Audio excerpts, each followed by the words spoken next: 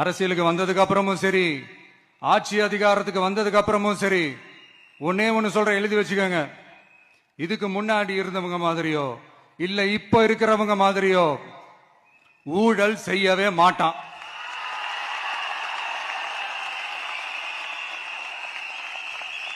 ஒரு பைசா தொட மாட்டான். எனக்கு அது அவசியமே இல்லை. புரியுதுங்களா உங்களுக்கு? எனக்கு அதை தொட வேண்டிய அவசியமே இல்லை.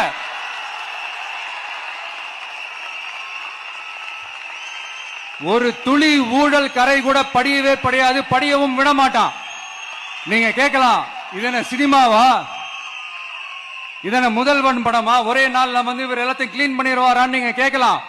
ஓகே, பிராக்டிகலா அது பாசிபிள் இல்லதான். But it is a process, right? It is a process. இப்படி எதுக்குமே ஆசைப்படாத ஒருத்தன் அரசியலுக்கு வரான் அப்படின்னா, அவன் கண்ணு முன்னாடி ஏதாவது ஒரு தப்பு நடக்குது அப்படின்னா, அவன் கண்ணு முன்னாடி ஏதாவது இந்த மாதிரி ஒரு ஊழல் நடக்குது அப்படின்னா, அதை பார்த்துக்கிட்டு அவன் சும்மா இருப்பான்னு நினைக்கிறீங்க?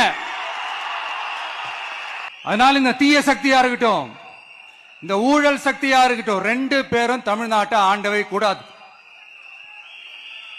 அப்படிப்பட்ட இந்த கட்சிகளை உண்மையா தில்லா எதிர்க்கிற அந்த கட்ஸும் கெத்தும் நம்ம கிட்ட மட்டும்தான் இருக்கு.